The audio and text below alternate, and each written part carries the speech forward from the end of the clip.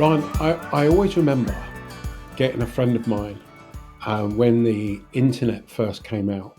Mm. And I used to work at home and I used to work for British Telecom. Yeah. So they gave me what was called an ISDN line back those. It's like a broadband, but before they'd Right. invented broadband, you know? I remember those. Yep. Um, yeah. And I had access to the internet back in the days before loads of other people, basically. And I always remember sitting Tony in front of the internet and going, look, it's an amazing thing. And, it just look, and it's all connected and you can ask it what you want. And he went, I don't know what to ask it. And I go, well, you can ask it anything. Just ask it anything. And it will come back. I don't know what to answer. Ask it. And we sat there for 10 minutes to try to think up a bloody question to come up with, to ask to play about with the internet so I could show him it. I have to say he walked away from it not very impressed. Yeah. Yeah. But I'm sitting there waxing lyrical about it and everything else. So the reason I tell you that story is we've both been playing with ChatGPT, haven't we? We have. Yep. Can you imagine the heaven that I'm in now with that new bit of technology? You are an early adopter for sure. Yes. Yes. No, it is. If you haven't, I'm sure people have heard of it, but ChatGPT is a open AI system that uses natural language. So, in other words, you can talk to it and write things, ask questions in a normal manner. Yeah. And the key is that you can have a conversation with it, or it's more conversational. So it's not like Google where you go, what's the answer to this? And then it gives you an answer. And then you think, well, actually, I didn't want that. I want, and then you have to start the search over again. You can ask it to refine things, et cetera, et cetera. And it I mean, came out in, to be sorry, clear, go on. that when you ask Google a question, Google just goes and finds where someone has written something on the internet that seems to be close to what it is that you're asking. When you ask ChatGPT a question, it generates text kind of from Correct. scratch. So it is producing Yes. something. It's not finding something for you. It is Yes. actually generating that text. So Yes. sorry to interrupt. Go ahead. No, no, not at all. So maybe the best thing to do is just jump in and give people some examples because I think this is going to have a big effect everywhere. Okay, Yeah. and we Yeah. can talk about some of that stuff. But I think it's going to have a big effect on customer experience, and from both sides, both customers using it and organizations being able to use it to improve their experience. And let me say, I've only been playing with it for 2 weeks, but I was talking to my son, who's equally a bit of a geek when it comes to this stuff, and we were both just pinging back and forward. Oh, I've asked it to do this. I've asked it to do that. Anyway, so one of the things I did, which was interesting, was I asked it to. So if you go back to some basic things, I went out and took a article that I had written, okay, and I asked it to produce a 300 word summary, yeah, and it did it within 10 seconds, Yeah. you know, um, and it's basically what it's doing is it's machine learning and it's been learning from lots and lots of data, millions of megabytes, well, masses of data that's out there.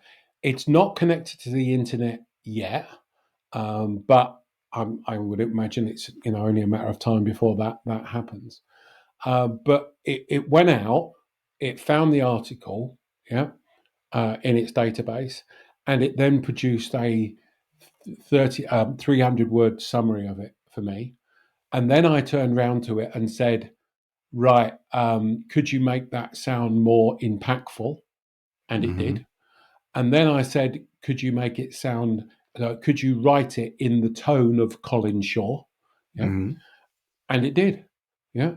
And at the end of it, I looked at it and I thought, you know what? I assume That's by that it made it make less sense is what you meant, in the style of Colin Shaw. Yeah, and it had lots of spelling errors and everything. I mean, it copied exactly what I did. Yeah, yeah, And no, it spoke you it. can prompt it to change the tone, to change the style, to make it longer. Yeah, absolutely. Yeah, I found it incredible, I mean just that, and let's just talk about that for a moment because, well, in fact, no, let's go on and give people some other examples because Okay. otherwise I'm going to run off down that rabbit warren hole. The other thing I did was I asked it to create a customer complaint process, Mhm.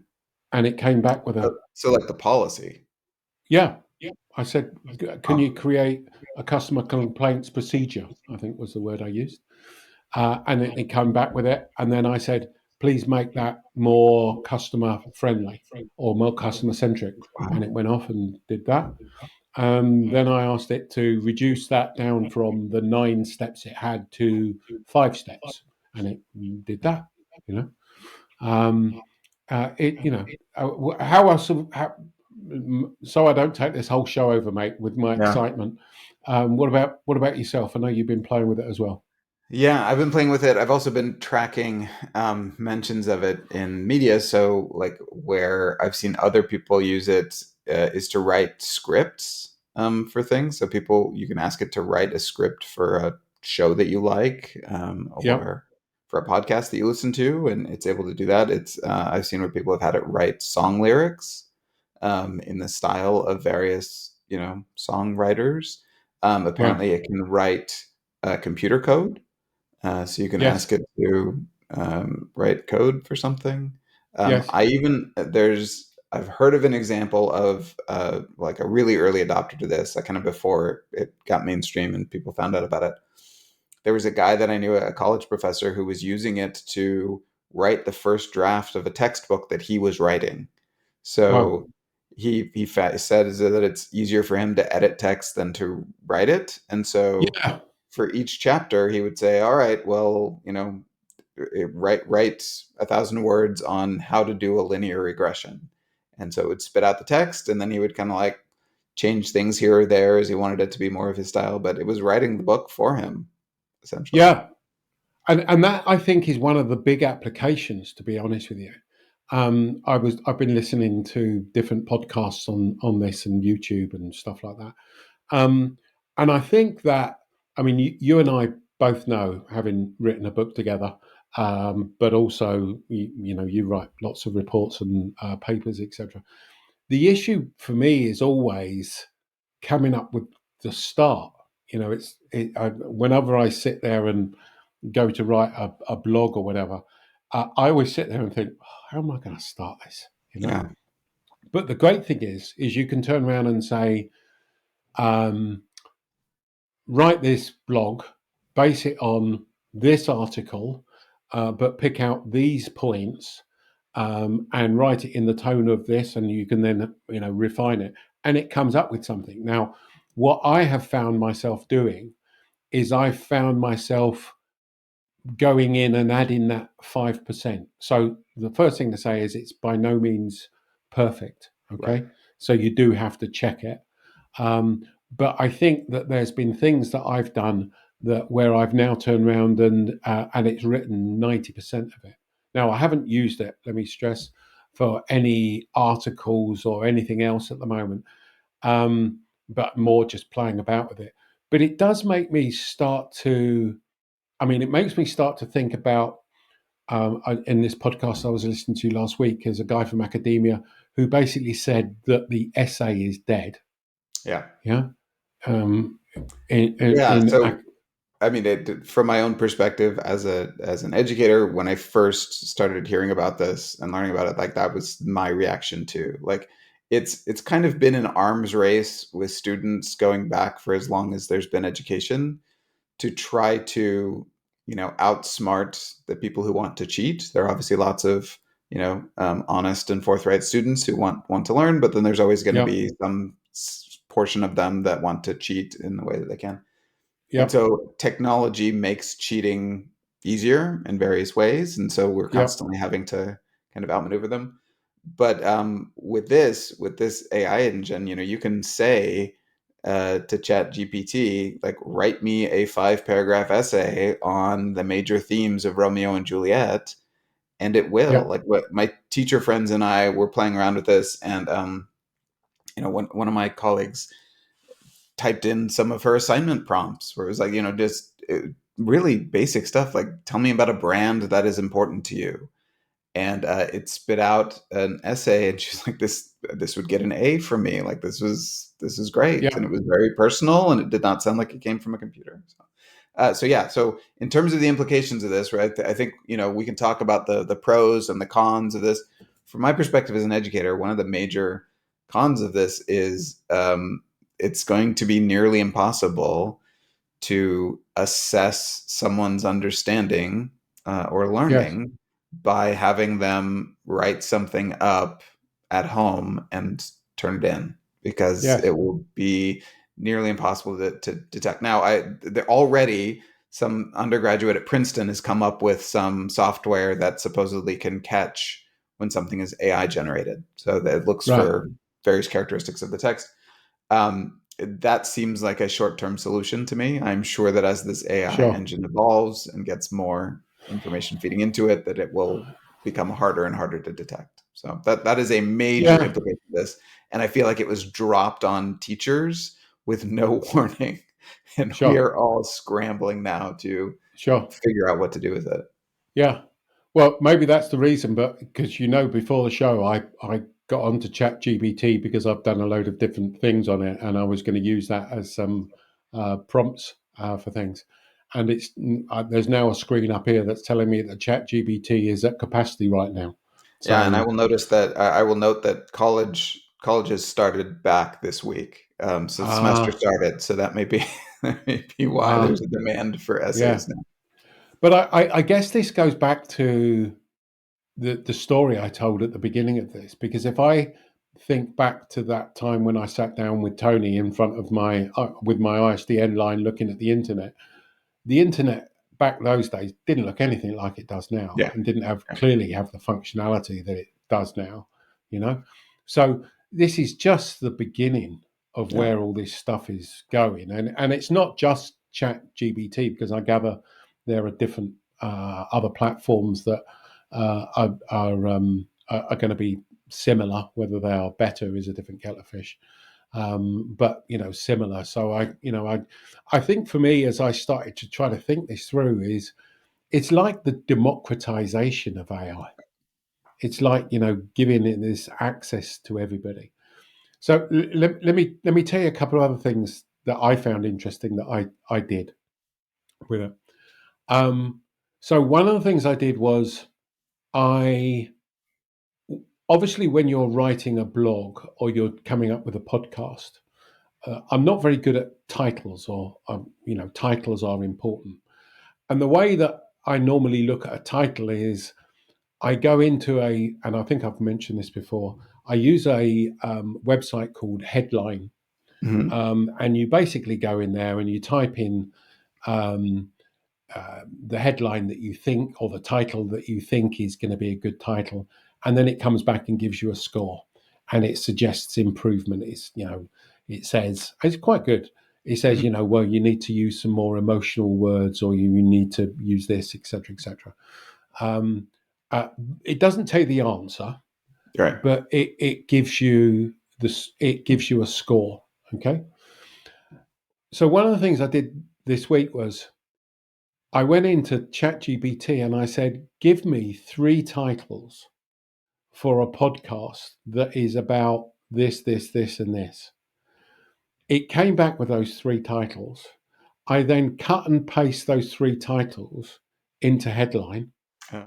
and they were high performing titles. So you're like pitting one AI engine against another at this point. Well, yeah, so that's what made me then think, is going, so I've got a general AI here, Mm, ChatGPT, and now I'm going to a more specific AI system.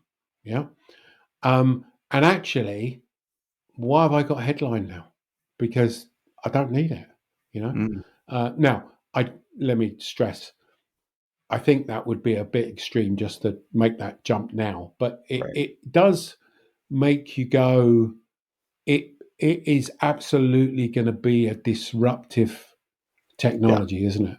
Yeah. Yeah, I mean, one of the bits of conventional wisdom that I came across as I was reading this week that strikes me as true is that a lot of times when disruptive technologies come out, like the internet, a lot of times we over predict change in the short term and under predict its impact in the long term. So yeah, good like point. you're with your friend, you're sitting there and you go, Yeah, "We can do anything with this," and it's like, yeah, well, it's going to change everything tomorrow, and it didn't. Like the internet no, was kind of clunky for sure, a while, yeah, and then now we're at the point 15, 20 years later where it's hard to imagine life without yeah, it, and yeah, it's seeped into everything.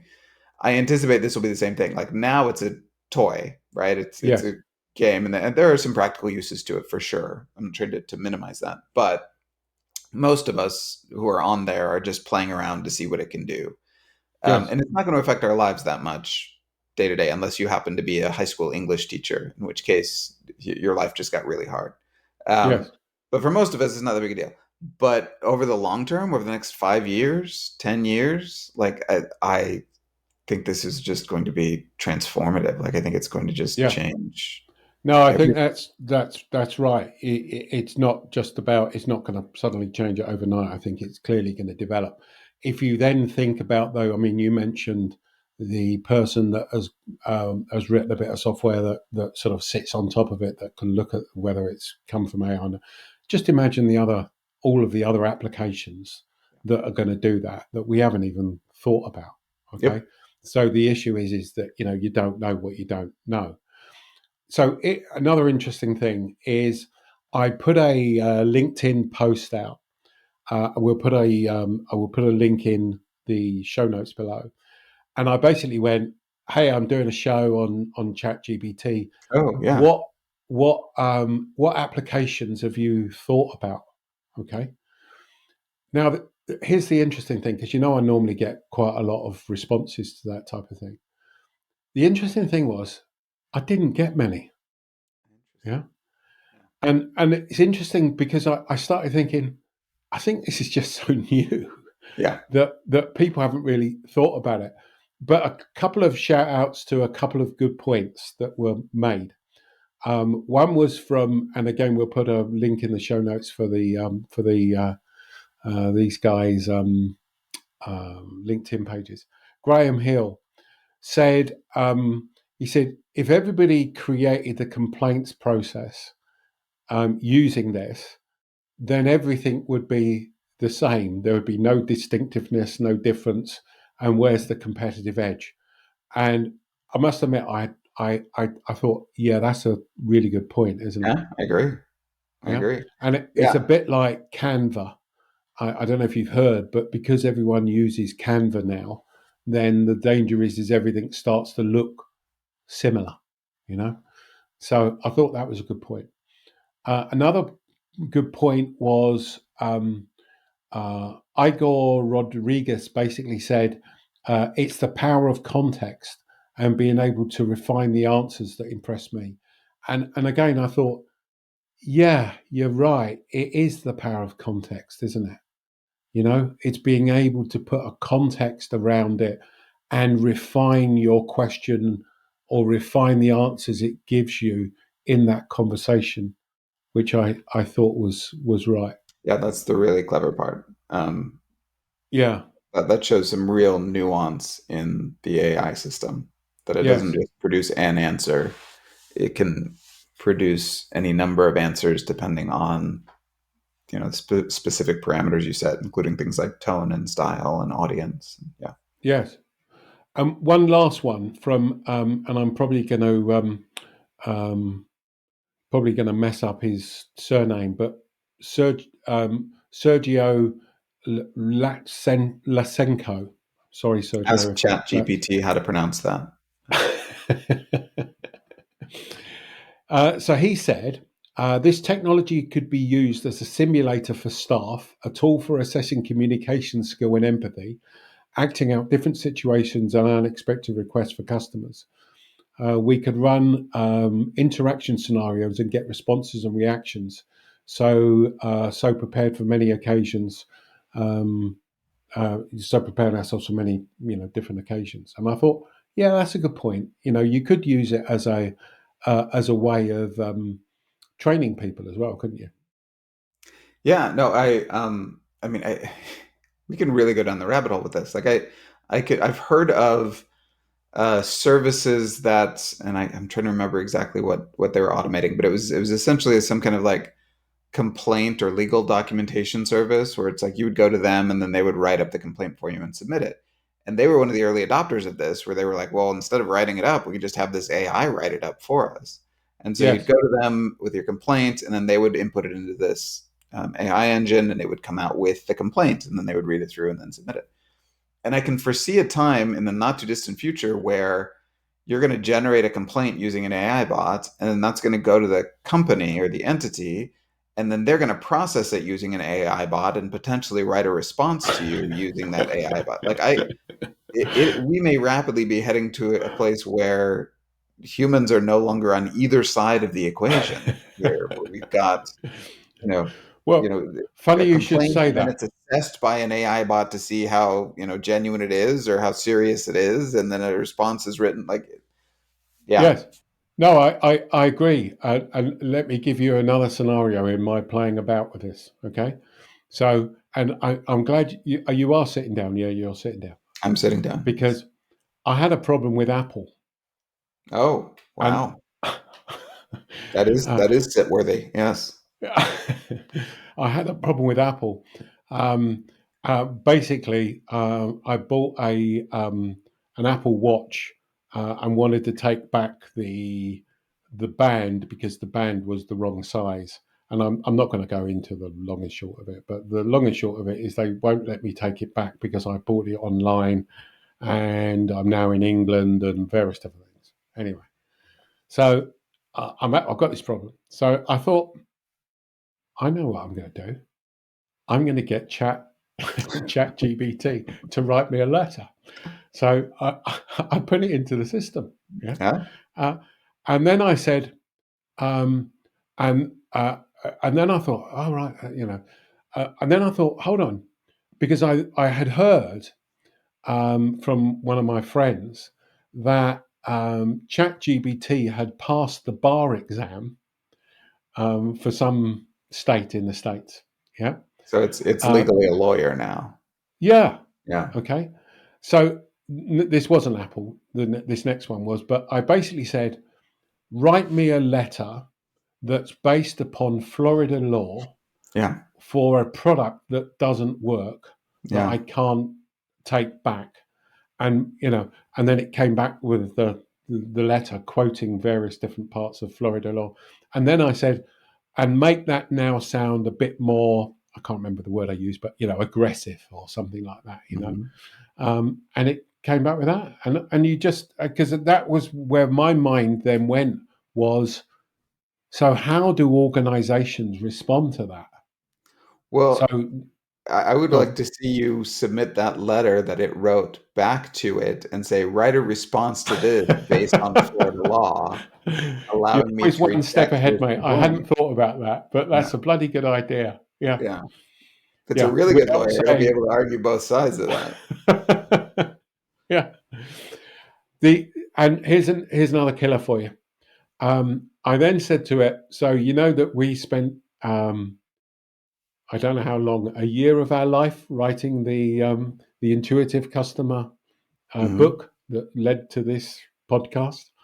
Yep. And you remember in there that we wrote, we had long debates about what were the seven imperatives. Hmm. Yeah. Yep. Um, and we ended up coming up with these seven imperatives that we thought were the main ones, because there could have been 500,000 imperatives, to be honest with you. We thought the main ones were. So one of the things I asked it to do was to go away and to look at the seven imperatives and suggest an eighth one. Oh, wow. Now I'm Okay. feeling a little personally threatened, but okay, keep going. Yeah. Why did I bother doing this with you, mate? If I Yeah. if I Was the eighth if I just imperative had this here. dump your co-author and Yeah. So the interesting one was it came back with was the eighth imperative should be about storytelling. wow. What do you think about that? Yeah. I mean, that seems like a really good one. It does, Um, doesn't it? yeah. Yeah. So that I can't remember the seven, but they were around the intuitive and rational. They Mhm. were around about memory. They were around forming habits. They were around expectation and emotion. So all the big topics that we tend to talk about. But I thought when it came back, I thought, yeah, storytelling's a good one actually. Yeah. No, that's very reasonable. Yeah. So let's try and do a summary, Yeah. and let's do the bit that we normally do at this point, which is so what? Yeah. We've waxed lyrical about all of this stuff, but so what? If you're listening to this, what would you we suggest you do? Do you want to go first? Sure. So I guess my summary of all this is that it is neither good nor bad alone. It Yeah, is both. There's some major pros to this. Like the big one that I would kind of summarize, like the benefits of this, or in the word that you used earlier, which is democratization. I think that there yeah, are lots and lots of things which only specialists can do, or which only people can do now with extensive training or by paying a lot of money to have somebody do it, which will very soon you'll be able to do yourself just using this app. And that's very, very empowering. So, like the example that you gave, you might have had to hire a lawyer to write that kind of letter before, and now you yeah, can do it yourself without any help. yeah, Um, not everybody is a skilled writer, especially if you're writing not in your native language, for example. And yeah, now you'll be able to produce things that sound as good as any native speaker of a given language will be able to produce, and that's very yeah, empowering.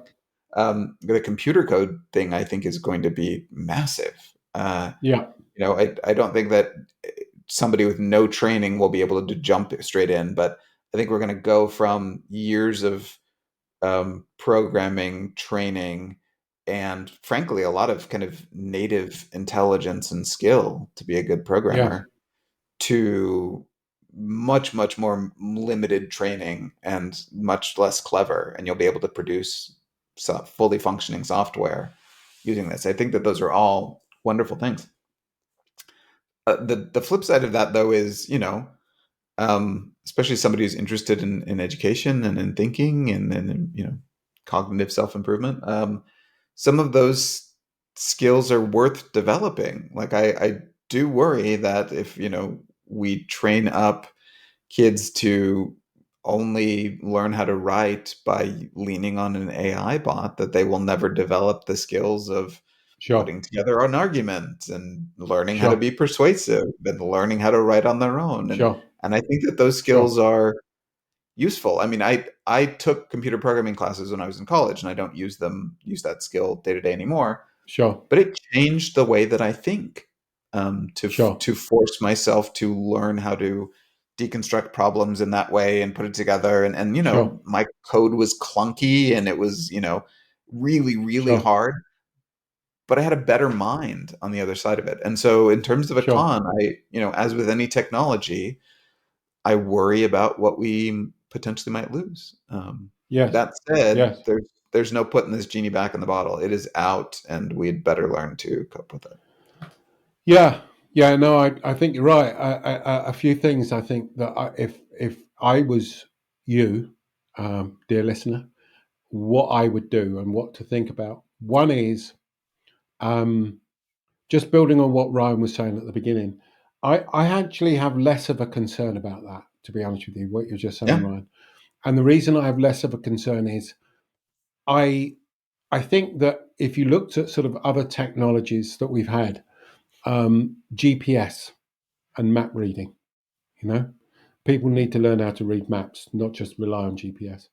The other one that I always remember back in the day, and this will show my age, is when Oh, wait a minute, wait a calculators minute. first Before we came move on about. from that one, I'm not sure you were arguing the other side of that. Like I think that people Yeah, used to know how to use maps, and by and large do not at all today, because of yeah, GPS.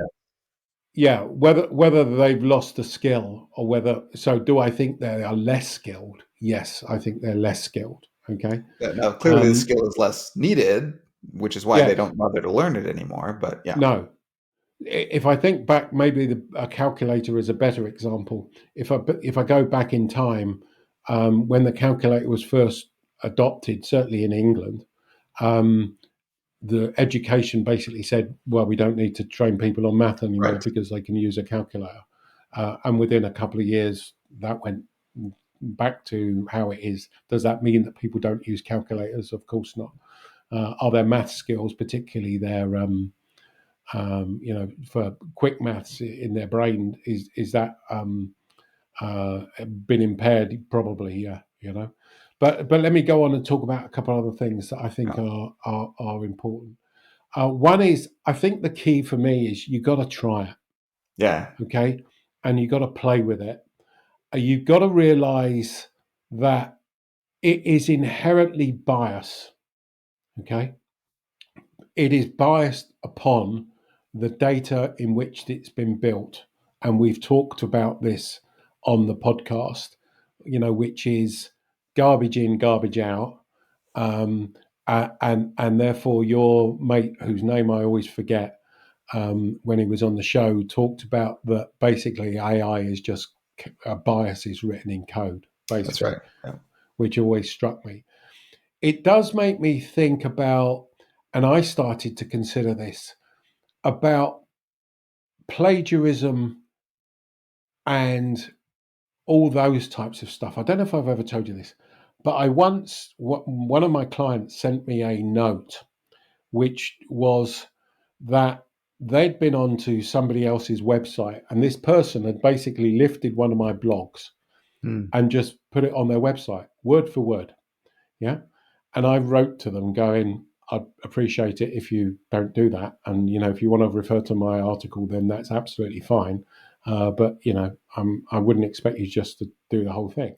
Yeah, It made me think about reports. Um, Even, as soon as this comes out, someone is going to be able to copy the text, stick it into ChatGPT and say, give me a 30-word summary of this. Oh, yep, and the other thing that I've done is now give me 4 LinkedIn posts that are highly impactful. And it does that as well. Yeah. So I think the whole of that marketplace, if I was in social media and the writing marketplace now, I would be worried. yeah, Yeah. Because this can do that, a lot of that job. I may be exaggerating, but if this is sort of the ground floor and it's just going to get better, but I don't. I think the thing that it doesn't do, I would be more worried if we were an echo chamber.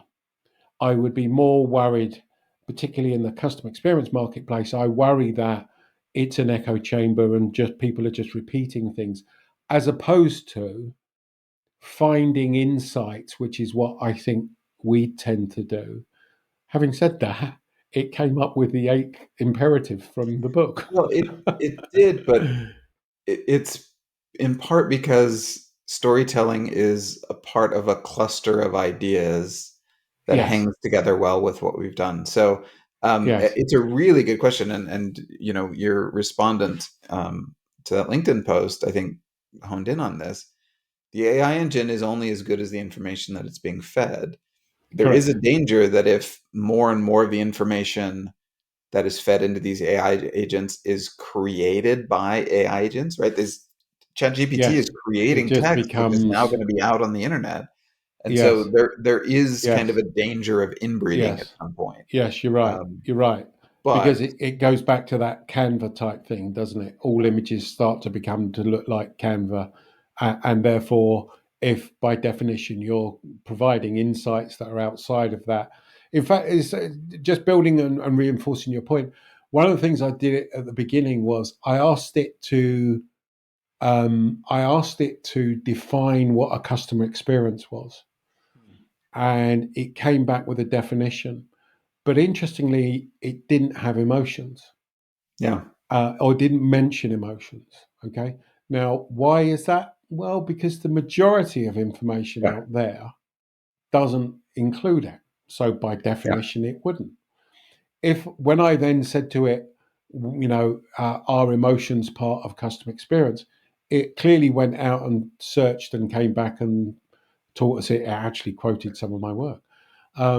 But I guess that reinforces your point. It's going to go out and collect what is the general norm, and that's the 80% that everyone's going to refer to. And the danger is if it becomes the 80%, it's going to become the 90%, isn't it? Right. And therefore, by definition, it's those insights that should be driving things. But even in this conversation we're having, mate, it just goes to show the value of it. To be honest with you, Yeah. because I mean, I think it's not it. going away. No, So we all need absolutely to not. No. So, adapt. but we are. How about that for a link? You wouldn't get that in AI, would you? That We're going we away. are adapting. We're leaving you. Got it. So we hope that has been of use. We could have asked ChatGPT to write us a really good outro, but we didn't.